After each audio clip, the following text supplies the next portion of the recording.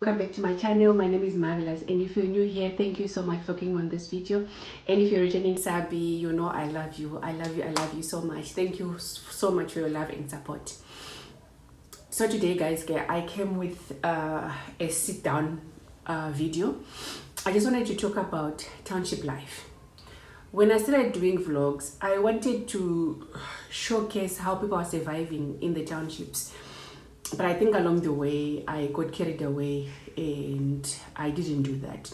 So today, I just want to give you an insight on how do we survive in the townships, especially with a lot of news that you see online whereby there's a lot of shootings and there's a lot of robbing, gangsterism. Yes, guys, we're living in the middle of that. But how are we surviving as locals? Am I a local? Hey, how am I surviving there as a foreigner living in South Africa? Right? So from my own point of view, I feel like it's a decision that one has to take in terms of their finances. So when my husband and I moved to South Africa, we were staying in the suburbs, and we actually noticed that there isn't much money that we're saving because most of our money was going towards the rentals and food and transport, and it would range from 3k up until to, let's say, 10k for a 2-bedroom or 3-bedroom apartment, depending on where you're staying. Consideration, we moved to the townships, which was more sensible and reasonable for us because at that time we were paying like for a 2-bedroom flat in the townships. For a while it was nice in that area until we moved because there was a lot of robberies around us, and then we moved to another township. So these things that you hear online differs on which township you stay in.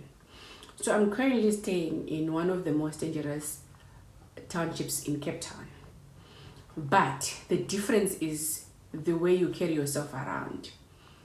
If you're one person that is not too involved in people's issues, like you don't go around looking for trouble won't come to you. And I feel like staying in the townships, to a certain extent, you save a lot of money. For example, the rentals are cheap. Depending with what you want, they would range from 500 rands up until, let's say, 4,000k, depending with what you want.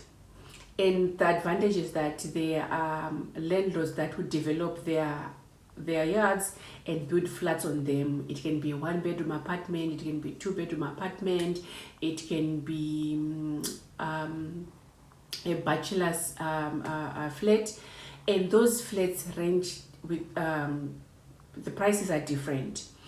So for example, where I'm staying right now, if as you have seen, my house is like a 1-bedroom apartment with an open plan kitchen and sitting room. My neighbor, it's a bachelor, she doesn't have a sitting area, she just have a bedroom and a kitchen. And then my other neighbor just have a room, but it's got an in-suite. So you can get such houses depending on the amount that you want to pay, and I promise you it's not that expensive. Also, in terms of food, normally there are ShopRite, there's Boxer, there's Equezi, all those hyper stores, they normally have combo specials. I know month end, most shops in South Africa do have combos, but I feel like the ones in the townships are more intentional about those combos because they are way cheaper. You'd find out that there's a 5 kg of rice, 5 kg of mealie meal, 5 kg of what do you call this, flour, and there's like beans, there's samp, there is cooking oil, probably just going for like 350. So imagine if you're a family of 6, you can actually survive on that for almost a month, if not a full month. And also the butcheries here, they also have a way of packing meat. You could actually get a lot of meat just by buying nyama 200, and then you come out with a lot of plastics. The difference with the meat is that probably it might not be the quality that you want. It might not be free range, but nyama, you know what I mean. And also there are these chisanyamas that do Ibrahim meat. You would find a piece of meat, they call it umbengo, piece of meat that will be going for like 6 rand. And also there are these small shops whereby if you don't want to cook, you can buy magwinya from the price of 2 rand, depending with the one that you want. If you want something with a filling, probably that will be going to be 10 rand or 20 rand, you know, depending with what you want. You can have ikota. Ikota is like a half bread with chips, Russian, or what do you call this, cheese in it, stuffed together. What else? You can have Russians and, you know, slab chips, you know, those overcooked chips. They're not crispy, but they I think masadza, so you would find them. They're also cheap in the townships. Yeah. In terms of entertainment, there's a lot of people, those who likes drinking alcohol and they like that kind of vibe. If you're an outgoing person, you love a groove, you love alcohol, you want, you know, that kind of vibe. There are a lot of places that do that. And these places are actually very nice places. They are decorated, they are cute, they are chilled. You can find them on Google Maps. Actually, people from the suburbs come to vibe here in townships. Can you believe that?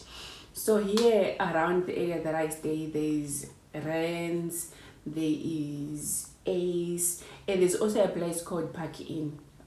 So basically, these are just braai stands. And what can I call them? There's the main road, and then there are braai stands at each opposite side of each other in the main road, and they're braai meat. So you can go there, buy inyama.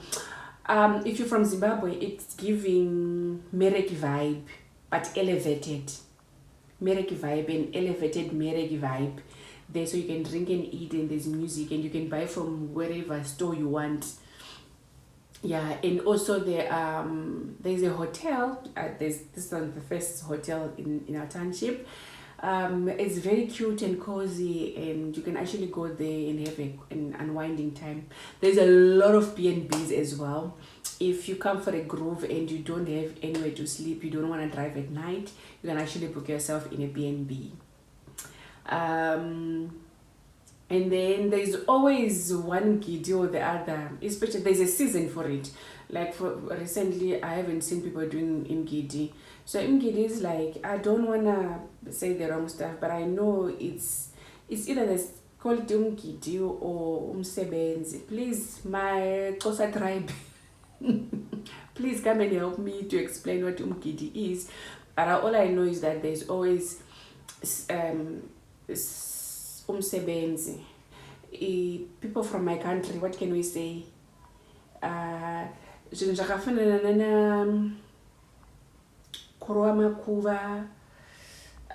else? What else do we do? Anaponda. Those kind of vibes. I want to believe that's what they call him Gidi. But I think there's a season for that, especially when we're going towards December, the festive season. There's always those kind of things. So yeah, and what else do we do for social life? People just hang out in the streets, and you know, like somebody will just come into your head and say, oh, I've got a carry pack of savannah, and then the other one brings this and that. By the end of the day, there's a vibe. Already, people are drinking and dancing. What else? There are also beautiful spas, saloon spas in the townships. People are being intentional about building businesses in the townships, because most of the people that's where the real money is, in the townships. So people are being intentional about, you know, building their business in the townships. So the spas and the salons are top notch. If you want to do your hair, you get into the salon and you can feel like you're in town. You want to do your nails, you want to do your massage, everything is elevated. And as much as the areas are dangerous, I want to believe that if you're one person who mind your own business and you don't go around looking for trouble, you're going to be fine. The problem with a lot of people that end up in trouble is you want to get too involved with a lot of people, and then once you are involved with the wrong crowd, obviously wrong things or bad things start happening to you. But I want to believe that there is a lot of advantages staying in the townships, more than the disadvantages. I don't want to dwell more into the disadvantage, but I feel like these are the advantages for somebody who wants to save and build a life back home. You've got no intentions of staying here forever. You wanna build a life for yourself. To be honest with you guys, the locals here, they are very nice people, and you can see they are also engaging in a lot of businesses as well. They are elevating their houses as well. If you enter in one of the houses, you would think probably I'm in those low density suburbs, but you're just in the townships, and people are really making it, guys. People are really making it. That's what I had for you today. I hope you like the video, you subscribe if you haven't subscribed, you comment, show me some love. Guys, we are on the road to 500 and we're just 135 subbies away, and like I always say, we're gonna do it gracefully and we're not gonna cry about it. Yeah, thank you so much for watching. Until next time, bye.